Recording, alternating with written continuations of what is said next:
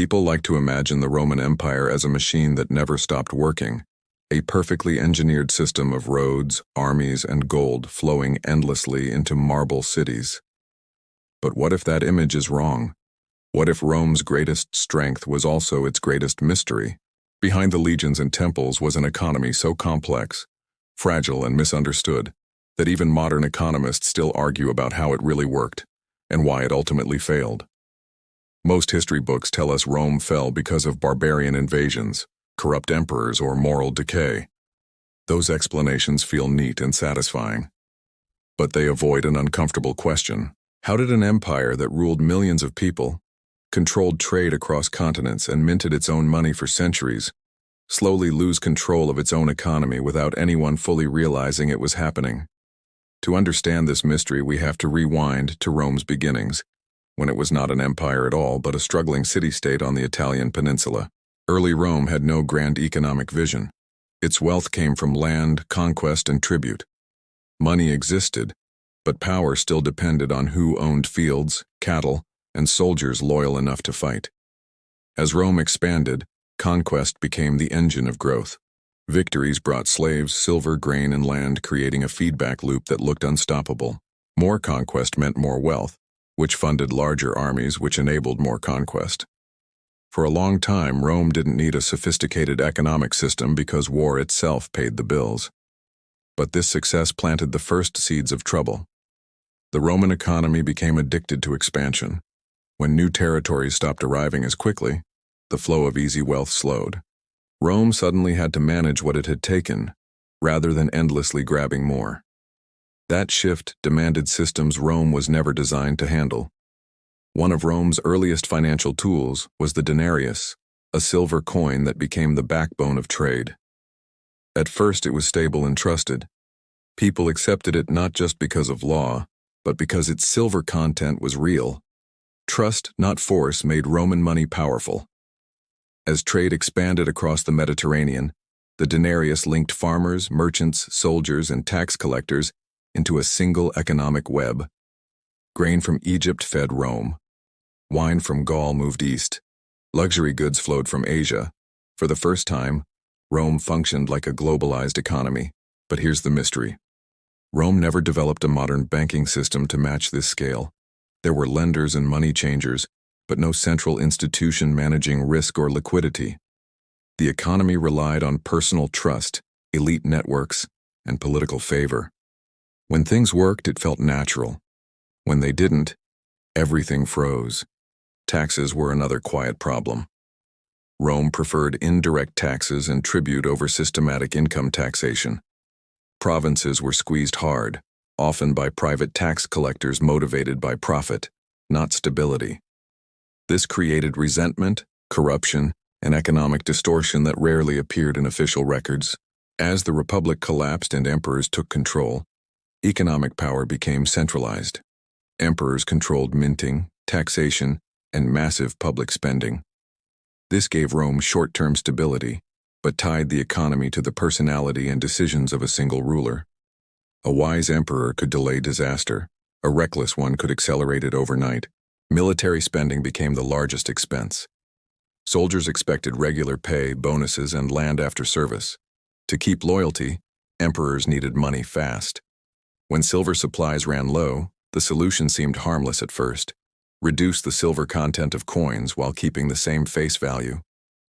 This is where delayed consequences begin. Inflation didn't explode immediately. People still trusted Roman coins, especially since taxes had to be paid in them. But over decades, prices crept upward. Wages lagged behind. Savings quietly lost value. The economy looked stable, but pressure was building. At the same time, elite landowners grew richer while small farmers disappeared. Many sold their land to survive and became tenants or urban poor. Rome's economy slowly hollowed out its productive middle, replacing independent citizens with dependent populations. The state responded with more control. Price caps, wage regulations, and compulsory professions were introduced to stop collapse. Bakers couldn't quit baking. Farmers couldn't leave land. These measures kept things running but strangled flexibility and innovation. Trade routes also began to weaken. Insecurity, piracy, and local instability made long-distance trade riskier. Fewer goods moved. Local economies became isolated. Without realizing it, Rome was losing the integration that once made it powerful. Here's the mystery scholars still debate. Did Rome collapse because its economy failed, or did its economy fail because Rome was already collapsing? The evidence suggests both fed into each other, creating a slow-motion disaster with no clear starting point. By the 3rd century, crises stacked up. Civil wars disrupted trade. Plagues reduced labor. Emperors rose and fell rapidly, each needing money to secure loyalty. Coin debasement accelerated. Inflation became impossible to ignore. People adapted in surprising ways. Barter returned. Taxes were paid in goods instead of money. Wealth was measured in land and grain again, not coins. Rome was quietly abandoning the monetary economy it had once built. Attempts at reform did occur. Emperor Diocletian reorganized taxation and issued price edicts. Constantine introduced a new gold coin, the solidus, which actually worked for a while. These reforms stabilized parts of the system but never fixed the underlying imbalance. The empire split, and the eastern half survived longer, partly because its economy was more urbanized and monetized. The West, poorer and more rural, collapsed faster. Economics didn't just influence Rome's fate, it determined where survival was even possible. What makes this story unsettling is how familiar it feels. Heavy military spending, rising inequality, currency manipulation, over-reliance on growth, and delayed consequences are not ancient problems. They are patterns repeating across history. Modern economies also run on trust. Money works because people believe it will work tomorrow. When that belief weakens, collapse doesn't come overnight. It comes slowly through inflation, debt, and declining productivity, just like Rome. Rome didn't fall because people were ignorant. It fell because the system became too complex, too rigid, and too politically entangled to fix itself. Short-term solutions kept winning over long-term stability. The real mystery isn't why Rome failed. It is why it lasted as long as it did despite structural flaws baked in from the beginning. Its economy was never designed for sustainability, only expansion. When expansion ended, Rome tried to control its way out of decline. History suggests that control without productivity only delays collapse. It doesn't prevent it. By the time the Western Empire officially fell, most people had already adapted to a post-Roman economy. The empire ended on paper long after it had ended in daily life. So what can we take from this? First, economic strength depends on trust more than force.